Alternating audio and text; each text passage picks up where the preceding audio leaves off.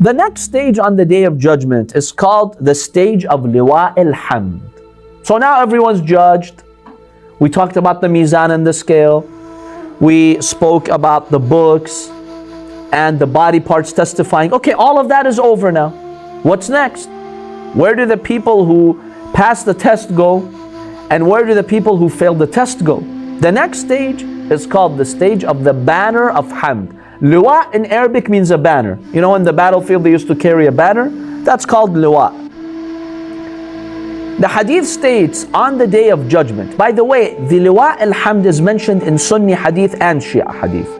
Now there are some minor differences, but the actual idea of having a stage called the banner of Hamd, the banner of praising Allah subhanahu wa ta'ala, is mentioned in our books.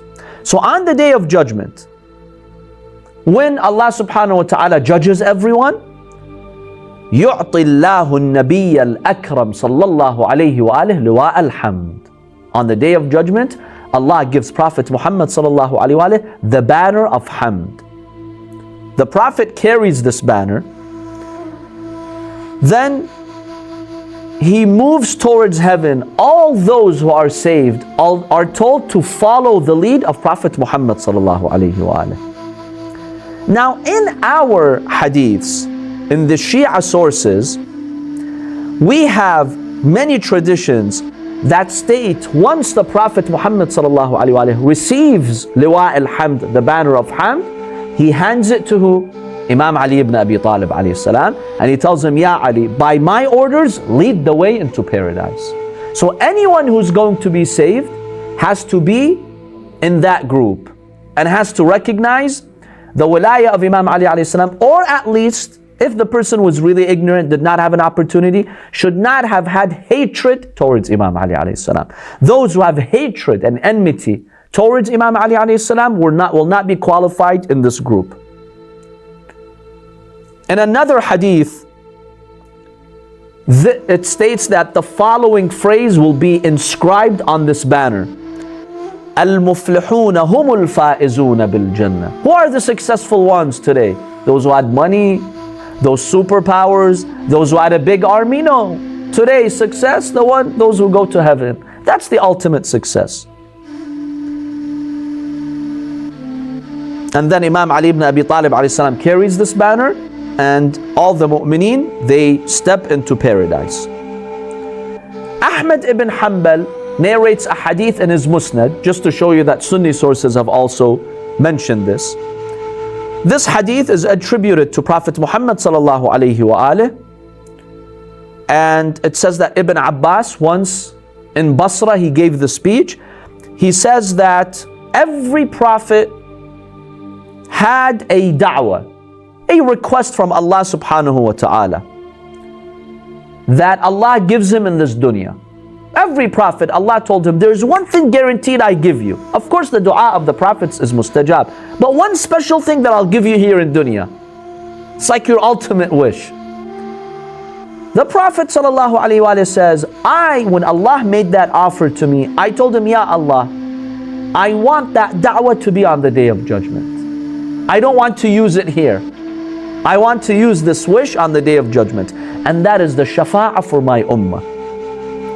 وَأَنَا سَيِّدُ وُلْدِ آدَمْ يَوْمَ الْقِيَامَةِ. The Prophet says, I am the best of the children of Adam, يَوْمَ الْقِيَامَةِ وَلَا فَخْرٍ. And I'm not being arrogant. This is just to show you the reality. I'm saying it with humbleness.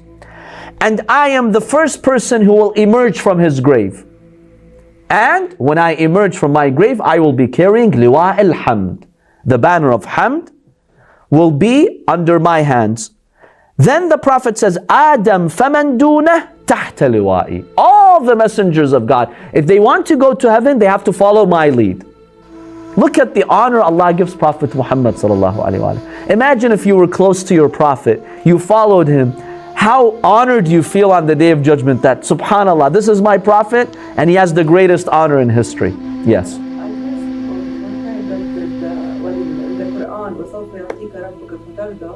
Is this yes. وَلَسَوْفَ يُعْطِيكَ رَبُّكَ فَتَرْضَى. Allah will give you until you accept. Now, other schools of thought have different tafasir. But the school of Ahlulbayt, even though some of them do have this tafsir of the Shafaah, but the Imams of Ahlulbayt emphasized that this is Shafaah.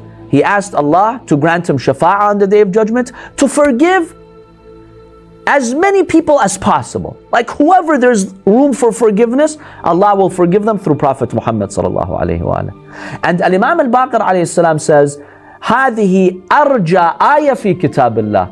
This is the verse that gives you the most hope. Sayyid. Yes. I have a question. Yes, go ahead. So, when you said that people who were like truly ignorant of Imam Ali alayhi salam, does it also include like those people? Because sometimes in YouTube videos or like Instagram videos and stuff like that, like Sunnis come in, they say, oh, I'm Sunni but I still love Imam Ali, or I'm Sunni and I still love Imam Hussein. Does it include them, or? That's a very good question. So these groups that you described, Muslims who come out and say, I truly love Imam Ali alayhi salam, I truly love Imam Hussein alayhi salam, will they be saved on the Day of Judgment? We have two categories. One category are those Muslims who are not Shia, they're not on the Ahlul Bayt school of thought. They genuinely love Imam Ali, they genuinely love Fatima al-Zahra, Imam Hassan and Hussein, they really love them. And they never had the opportunity to see the truth with full clarity. They don't know, they really think they're on the right path. And they really think that those enemies of Ahlul Bayt, who are their enemies, were not really their enemies. They did not know that. It didn't cross their mind that X, Y, and Z companion oppressed the Ahlul Bayt. They really did not know that. So their love for the Ahlul Bayt is genuine. Yes, we have hadiths, these people will be saved on the Day of Judgment. If they have no hatred for the Ahlul Bayt, the Prophet ﷺ will do Shafaah for them. So even though they're not Shia, but the Shafaah of the Prophet includes them. That's the first category. The second category are those who have historical insight. They've seen the truth here and there. They know some companions oppressed the Ahlul Bayt. Now, if you really know that some companions oppressed the Ahlul Bayt, right? How do you genuinely then love them both? So if you have that awareness of what happened in history, and you know X, Y, and Z waged wars, battles, they had enmity towards the Ahlul Bayt, yet you still really love them, those people who did that to the Ahlul Bayt, then how can that love be genuine? When you say, I love Imam Hussein alayhi salam, but you know what Muawiyah did and you love him too. Some of them are like that, by the way. They love Muawiyah. He's a companion, don't talk about him. He's a ruler, you have to respect him. He's Katib al-Wahi, he's the writer of revelation. They fabricate these things. Now, if that person has read history, he knows what Muawiyah did, then does he genuinely love Imam Ali?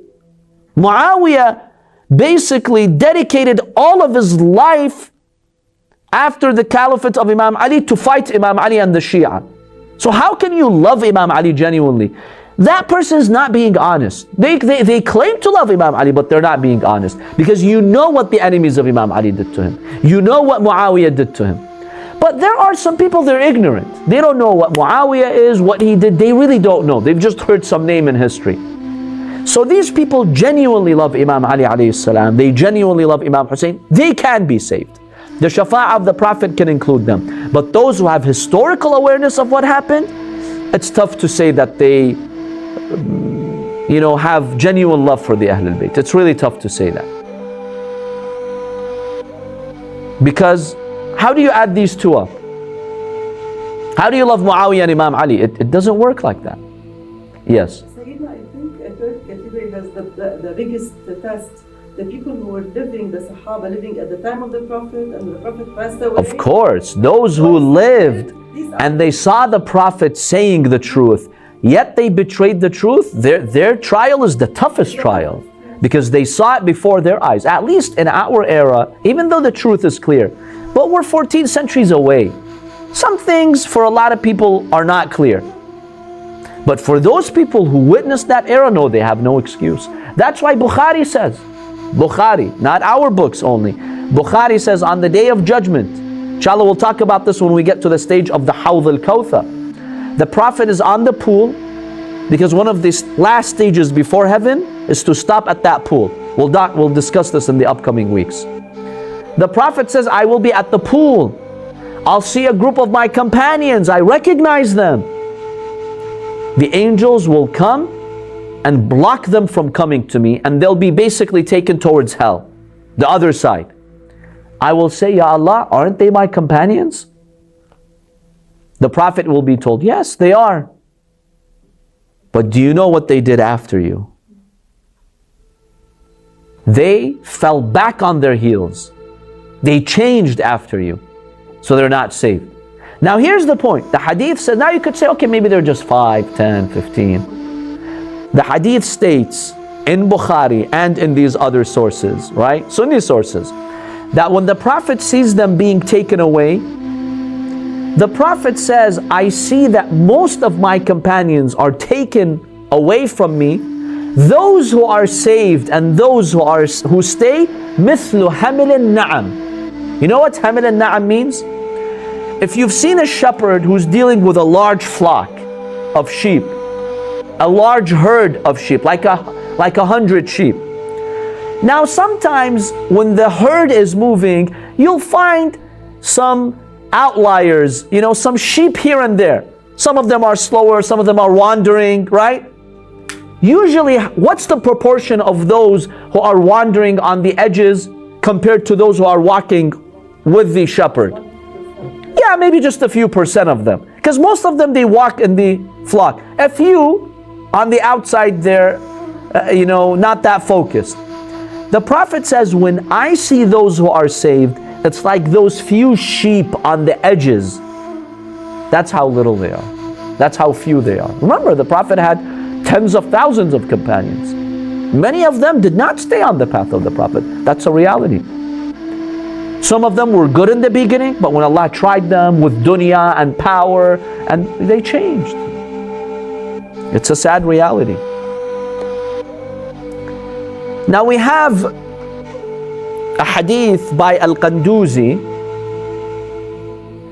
Al-Hanafi Al-Qanduzi. He was a Sunni scholar. Now Sunnis today, when you bring his hadiths, they say, yeah, he was a Shia. He was not really a Sunni. But in the end, he was a Hanafi Sunni. He has several books, Al-Qanduzi. He writes a hadith from Abdullah ibn Salam. Abdullah ibn Salam tells the Prophet, Ya Rasulullah, akhbirni an Liwa al-Hamd. Tell me about this banner of Hamd. What's its description?